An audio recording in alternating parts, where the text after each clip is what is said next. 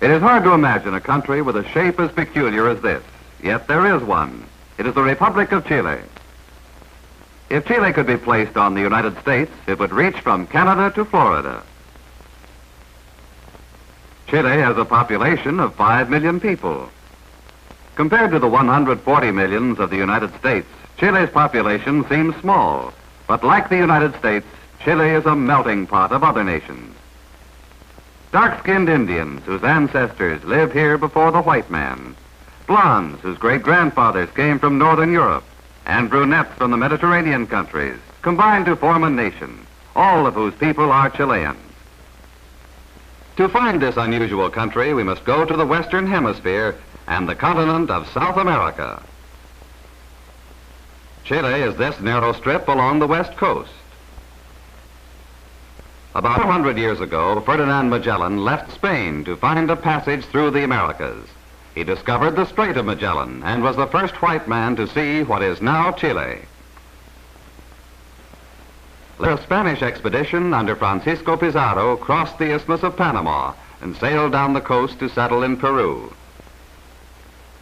A smaller party under Pedro de Valdivia continued southward, explored the region and settled, founding the city of Santiago, Chile's capital today. In 1810, Chile rebelled against the Spanish and established herself as an independent nation. Then immigration from Europe increased. People came from England, Scotland, Ireland, Germany, Italy, and other European countries, adding to the early Spaniards and Indians. They found a unique land walled off by the highest mountains in the Western Hemisphere, the Andes. Although Chile's people settle valley between the mountains and the sea, the Andes remain a very important factor in their lives. The Andes provide some of the most spectacular scenery in South America. But they also act as a barrier which strongly affects Chile's climate and bars Chile from commerce with prosperous neighbor countries to the east. Until recent years, the only way to cross this was on horseback, but now a railroad climbs over the mountains. It is the famous Trans-Andean Railway connecting Chile and Argentina. Descending from the barren mountains, the trains reach the lower fertile valleys and arrive at Santiago. Here, 1 million people live in Chile's modern capital and largest city. From these office buildings is governed the activity and commerce of all the Chilean people, whether they are the office workers of the cities or the laborers of the mining and agricultural districts 1,000 miles away.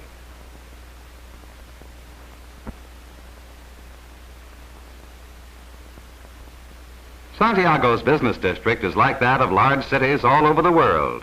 It has tall buildings and streets crowded with workers and shoppers. Most buildings like these are of what is called the colonial type of architecture. But among them are many extremely modern structures. In this building, Chilean students attend the School of Law of the University of Chile. These are the offices of the Chilean government. Chile's president has his official residence in this fine old colonial structure called the Moneda. This statue was erected to honor one of Chile's great patriots, General Bernardo O'Higgins. He was the son of an early immigrant from Ireland. Bernardo O'Higgins became a leader in the revolution, which established Chile as an independent nation. The Avenida Bernardo O'Higgins, one of Santiago's main streets, is named after this hero. Chile's police are called carabineros. They operate directly under the federal government and maintain order in all parts of the country. There are no local municipal police in Chile. This officer is directing traffic. His unusual hand motions are exactly like those of every other carabinero in Chile. Once you learn the meaning of these signals, there's never any confusion or doubt concerning a traffic officer's intentions. Santiago's people congest downtown districts, and public transportation must carry heavy loads. But every noon, a strange thing occurs. A few minutes later, here is the same street intersection. These crowds, We're all going home for lunch. At noon, stores and offices close, windows are barred, and all business stops. Not until around 2:30 are the doors reopened and business resumed.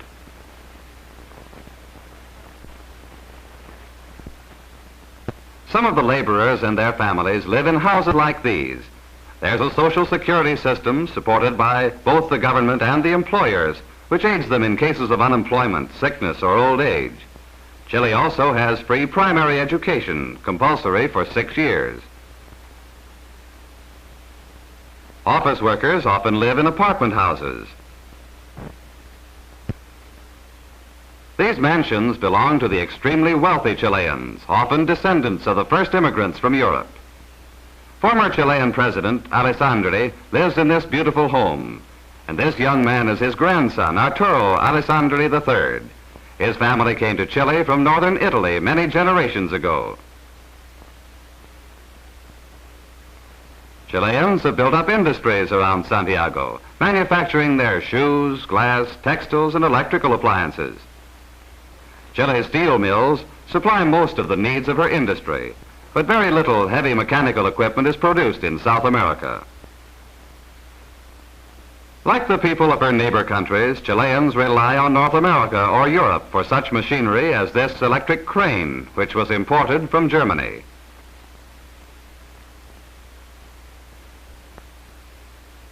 These airplanes came from the United States, as do most of Chile's automobiles, although some cars are from France, England, or Germany. These small European makes are popular because of their economy, for Chile must also import her gasoline.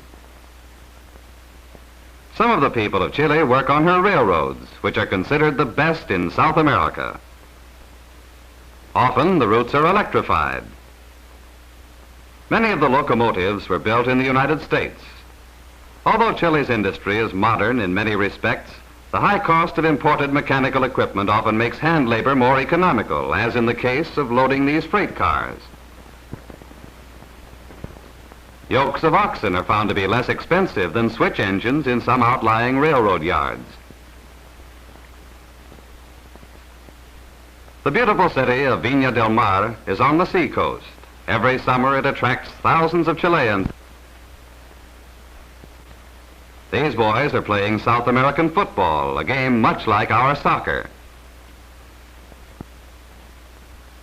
The appearance reminds us that this part of the country was populated mainly by the people from northern and southern Europe.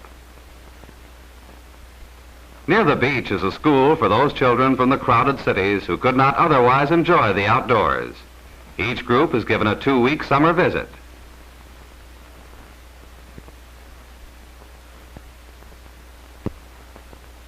Although Chile has a great deal of commerce and industry, it is basically an agricultural nation.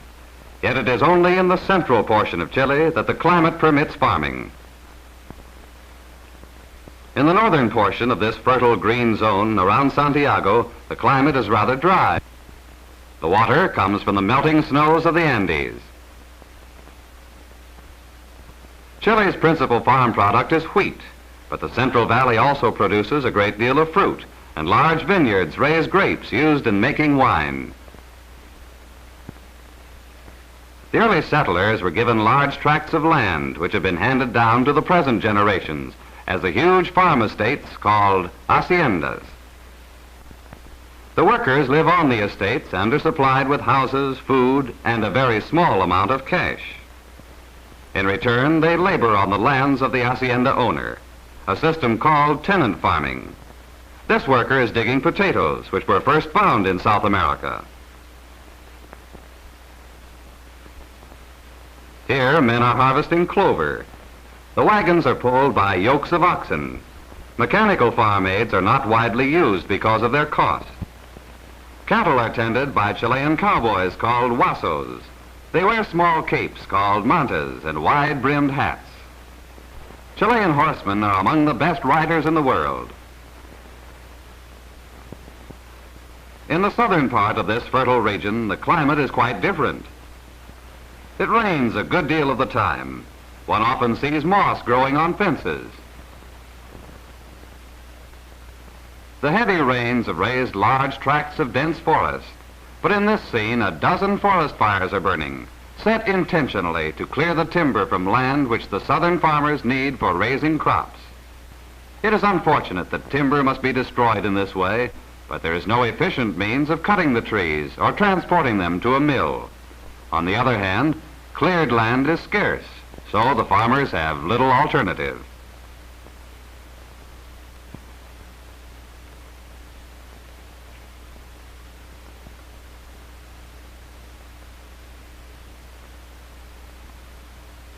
At the near end of this bridge is a tiny wooden house. It is a shrine marking the spot where a Chilean died and was erected by his friends as a memorial. This is not the place where he was buried. Many such shrines are seen throughout the Chilean countryside. Here the farms are not large hacienda estates as we found near Santiago. These farms are small, the land often having been taken by homesteading. Many farmers are extremely poor, their small plot of ground barely earning them a living. The usual beast of burden is the ox, used both to work in the fields and to draw the carts of the farmers.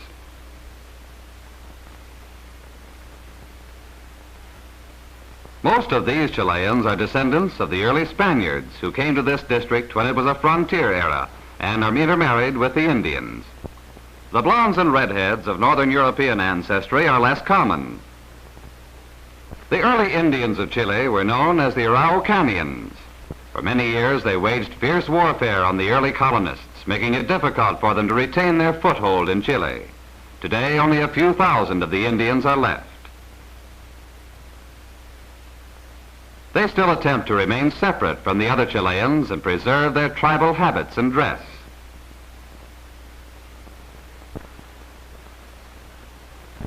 A large city in south-central Chile is Valdivia. Like many neighboring cities, it has a strangely European appearance. Names on buildings are often German. Hoffmann, Schuster, Gildermeister. This river steamer is named after a German city. Bremen. Barges look like those of Germany or Holland. And houses along the bank resemble those of Germany more than would be expected in South America. The reason is that those who live here are descended from a large group of Germans who came to Chile about 100 years ago.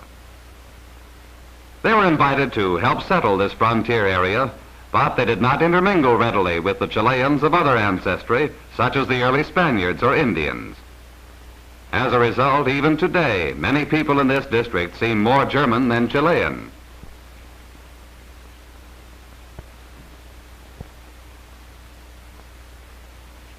Many of the German immigrants became farmers. They helped drive the Indians from this fertile soil, cleared the forests, and today have some of the best developed farmland in Chile. This farm belongs to the Neumann family. The youngest of the children opens the gate for us to meet his father, Karl Neumann, whose ancestors came to Chile 100 years ago, but have never intermarried with any other Chileans not of German descent. These names painted on streets and plastered on curbs and walls announce political candidates. Chile is a republic and has regular elections to choose officers to govern the nation. In this southern city, election day is rainy. No one is allowed to congregate or even be seated on a park bench within a few blocks of where votes are cast. In this way, no one influences another's vote. Soldiers keep the crowds of voters moving in front of the polling places.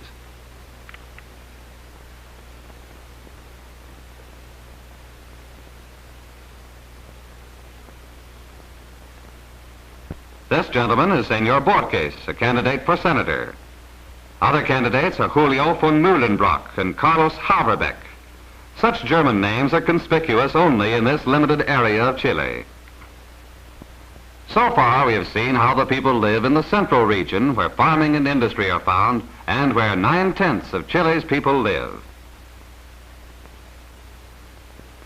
The northern and southern ends of Chile have a small population because of the geographical difficulties.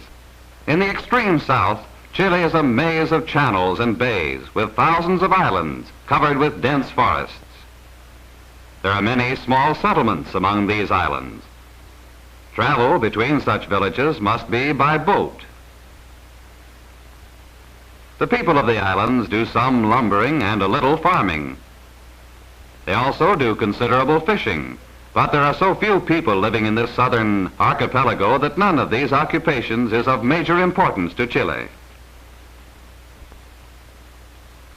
The island region is very beautiful, but it has an uncertain climate. The greater part of the time, the sun is hidden by clouds, and rain and fog are common. Far to the south, and in this miserable climate, live some of Chile's most unusual people, the ALACALUF Indians. They spend much of their lives in dugout canoes. The ALACALUFes were here long before the coming of the white men. Their manner of living has changed very little since the introduction of civilization to Chile, except that they now wear clothes given by the passengers on passing steamers. These Indians are rapidly dying out, and only a few hundred are left where there once were thousands. At the extreme southern end of the continent is the Strait of Magellan. This region is famous for its bad climate. Rain and violent storms are a great hazard to mariners. The shore is a maze of mountains and glaciers, and few people live in this wilderness. But at the eastern end of the strait, the mountains level off to become a flat, grassy plain. Here, lonely shepherds tend flocks of sheep, whose meat, hides, and wool are shipped to central Chile, North America, and Europe. Halfway between the Atlantic and Pacific Oceans on the Strait of Magellan is the southernmost city of the world, Punta Arenas. 35,000 Chileans live here, practically cut off from the rest of their country except by ship. The nearest other Chilean city is 800 miles north. Many of the people of Punta Arenas are engaged in commerce passing through the strait.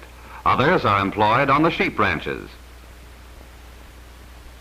Although the southern tip of Chile is a region of wet and cold, northern Chile is the extreme opposite. It is the driest desert in the world. In this wasteland is the great mineral wealth of Chile, for under this red gravel are beds of the only known deposits of natural nitrate of soda. The rock from these beds is crushed and the nitrate removed from it. Nitrate is this white crystal widely used for making fertilizer and explosives. Near the nitrate beds is the world's largest known copper ore deposit. Mining and refining copper is Chile's largest business, and the export of copper is her greatest single source of wealth. In order to mine and refine copper and nitrate, thousands of workers live in the desert. This dusty village is near a small nitrate plant called an oficina.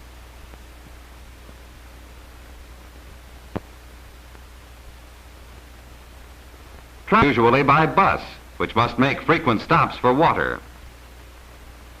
Alongside the road are more little shrines marking where a Chilean died.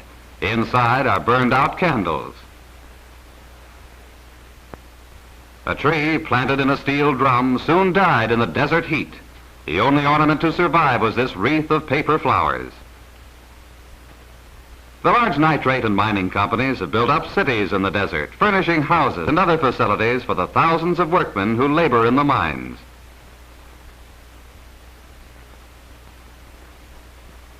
Nitrate and copper are hauled to the seacoast. From barren ports like these, the minerals are shipped to the other nations of the world which lack these resources. By being exported, the wealth that has come from the labors of Chileans in the desert enables the people of Chile to buy the manufactured products of other nations which Chileans cannot make for themselves. Without this valuable export, there would be fewer automobiles and airplanes in Chile. Now we have seen the manner in which the people of Chile live. There are the remote Indians of the southern islands, the isolated people of the strait area, and the workers of the deserts. But between these geographical extremes are by far the largest numbers in the central third of Chile, working in the stores, offices, or factories of the cities. or perhaps on the small farms, or large haciendas. The cultures of many nations and races have combined to form one of the most important countries of South America and to make up the people of Chile.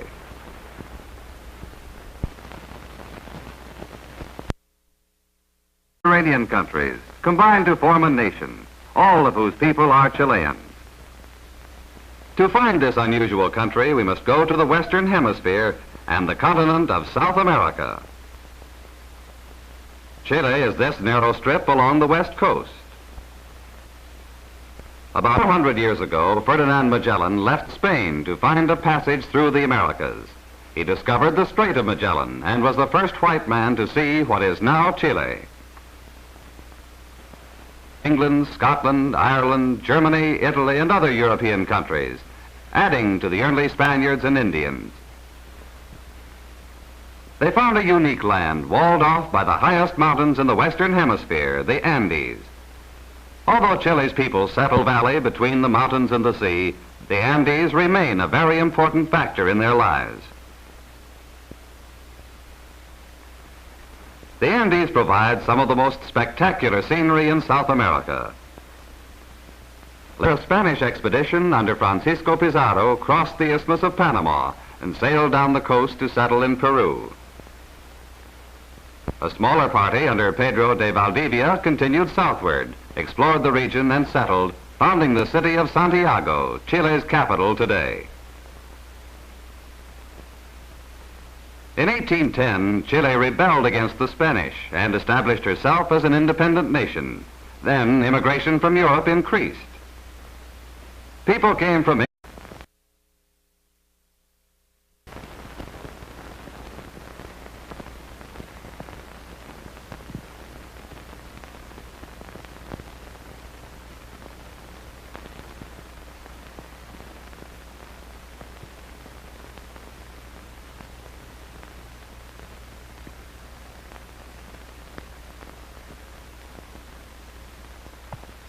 It is hard to imagine a country with a shape as peculiar as this, yet there is one.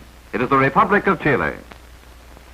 If Chile could be placed on the United States, it would reach from Canada to Florida. Chile has a population of 5 million people.